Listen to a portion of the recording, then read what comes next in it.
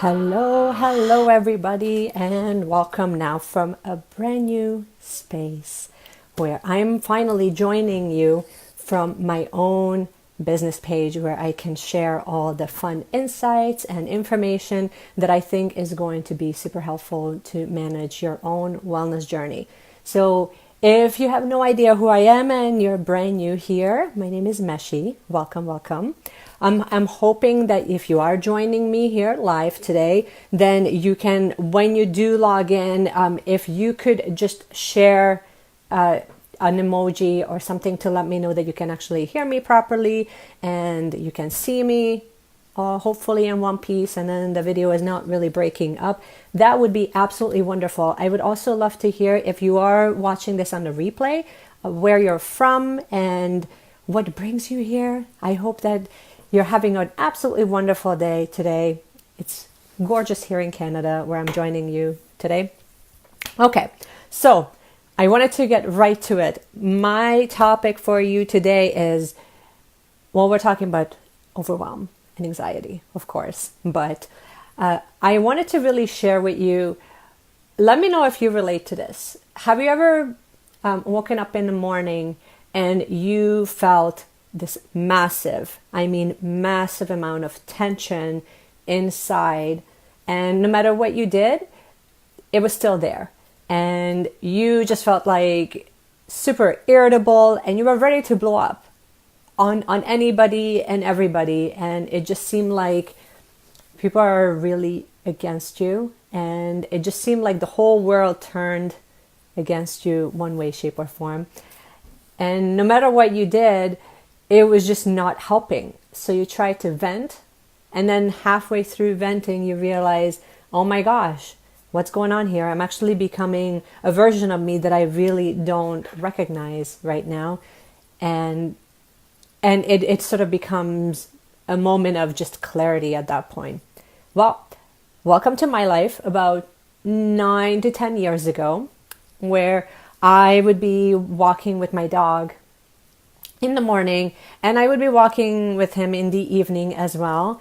And in the mornings, I would always find myself feeling anxious. And whoever was actually happened to be walking with me, I would use that person to vent. And nothing happened yet. So obviously, I'm not talking about that day because I just woke up. Like maybe I was up for about an hour by that point.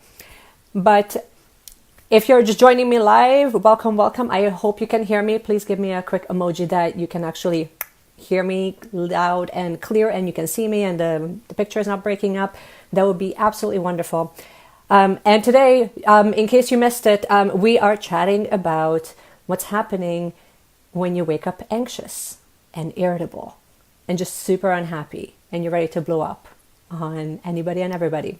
So nothing has happened yet that day, but yet I felt like I would gather anything and everything that I could that has happened in the past maybe 6 months or so. And it would be definitely one of those things where I would just need to unload everything that has bothered me leading up to that day. And it didn't matter if it was people, if it was customers, if it was business related, if it was school related, it did not matter. It was basically, I was just looking for an outlet where I could just release a lot of that pressure that I was hanging onto, because I felt like I needed to keep it together. I needed to keep it in one container and suppress it as much as possible. And we all know that it really doesn't work, but I had no idea. So after doing that a couple of times, somebody very close to me has actually mentioned that maybe I should look into why this is happening. And so I did, and I realized, and I started examining the different areas of my life. And one of the things that really stood out to me that sort of seemed off was the way that I was eating. And it's not the way that I was eating that day, it's the way that I was eating the day before and the day before that and the day before that, leading up to that morning where I would go out in nature and my mind could actually process all of the things that were happening.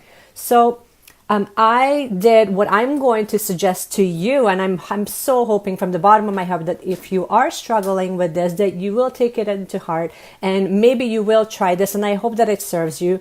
If it doesn't, then maybe another outlet will help you as well, but definitely something to think about. I started a food diary and I started reviewing exactly what I was eating and when I was eating it.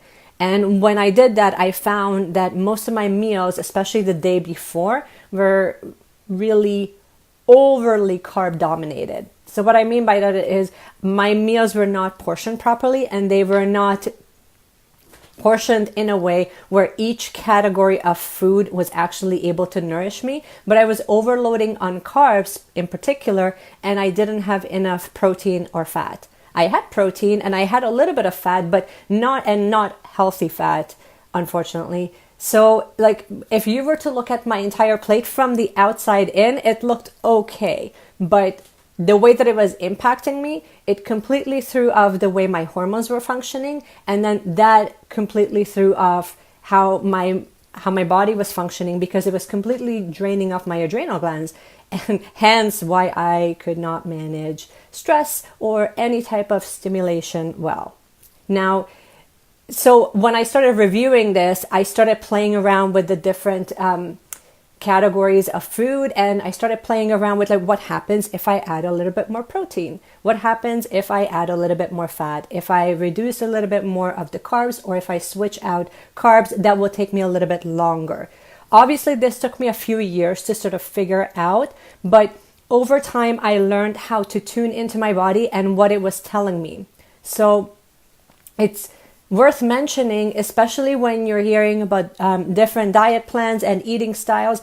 And all I will say about that is just kind of take a look, and maybe before you even make any dietary changes, to speak to a professional who can assess you personally to your personal needs, because I think that will go so much further. But I think that just having basic information, and the more information that you have, obviously the more knowledgeable you can become on making your own wellness journey a little bit easier.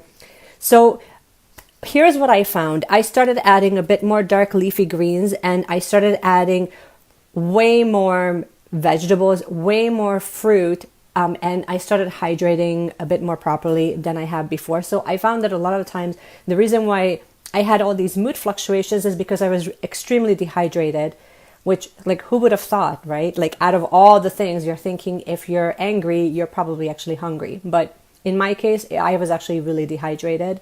And the other thing was that I would suggest here is I found that antioxidants were really, really, really missing from my diet.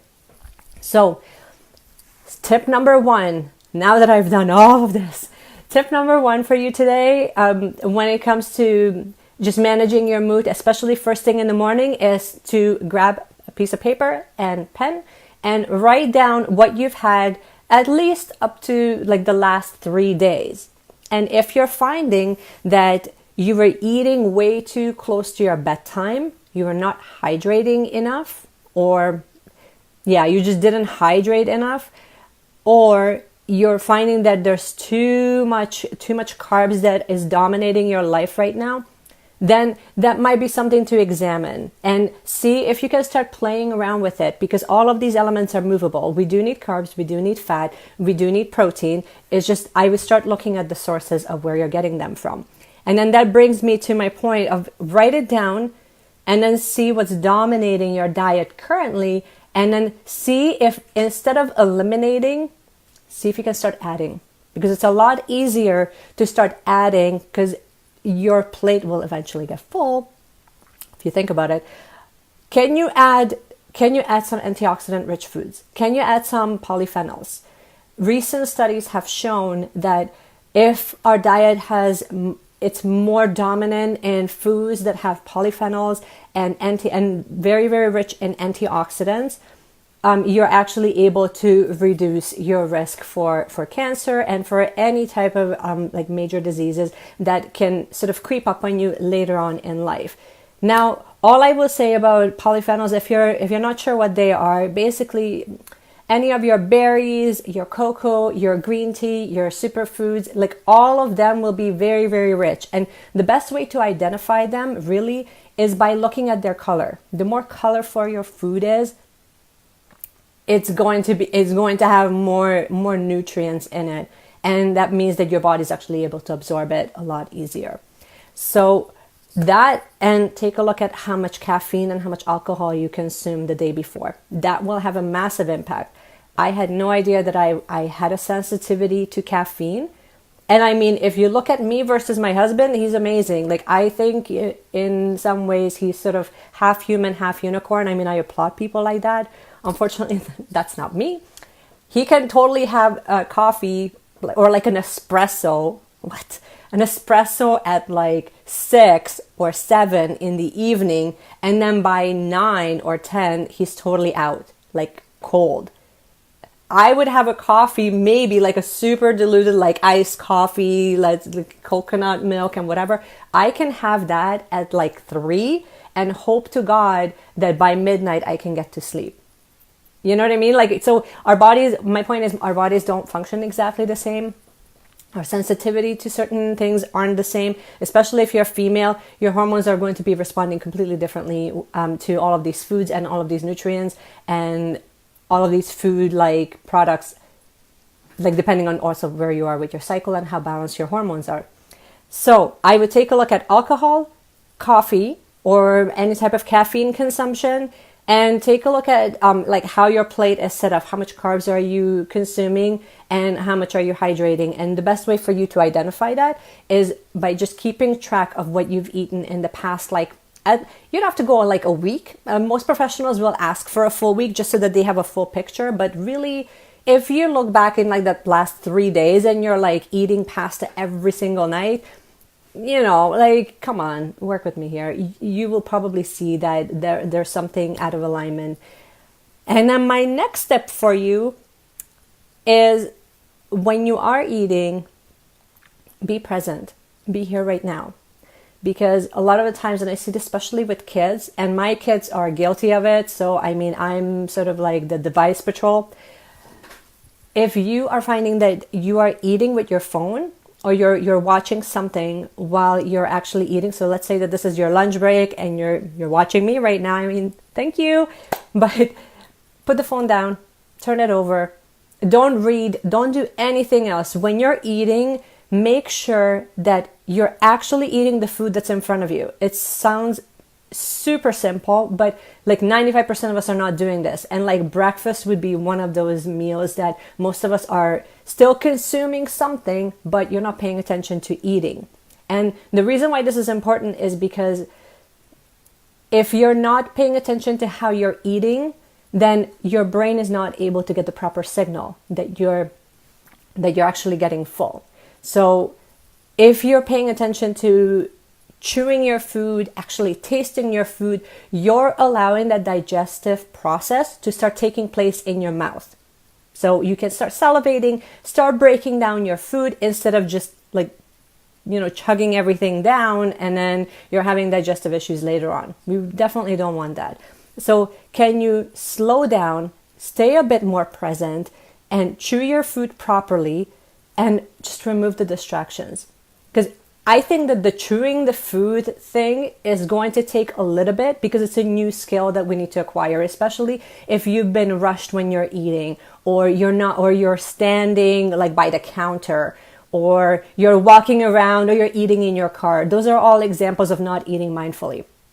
But if you're able to just make yourself a plate of food, sit down, consume it, and actually watch how much you're chewing your food, I guarantee you will not only enjoy that meal a million times more, but you will also help your digestive tract out like so much. It's crazy. But I think that it starts with having that level of awareness where you recognize that, oh my gosh, almost every single meal we have a tablet, or we have a phone around, or I've been reading something, or I've been listening to something, or my mind is just not here when I'm eating. And when you recognize that, that's when you can change it, because most of us are not really recognizing that it's even an issue. So depending on how you're consuming food, I've seen my grandma do this like many, many, many times in Hungary, where she would legit make everybody this beautiful meal, and then she would go to the pot in the kitchen, like away from everybody, and she would start eating just right by the counter. And like now in retrospect, I'm thinking, what were you doing? Like, you're so not honoring the whole process of like why you created this beautiful meal in the first place. So I want you to think about that. Please eat at the table. And also, my other point about that is the main reason why you want to know and why you want to just completely remove all distractions is because you want your body and your brain to get the proper signal of, yes, I'm still hungry. I still would like to continue on eating. No, now I'm full. Like we hit that point of satiety. Now I'm actually thirsty. And the only way for you to know that is if you remove distractions. So there you have it. This is all I wanted to share with you today. I hope you're having an absolutely fantastic day. Let me know in the comments below, for one, if you found it helpful and useful.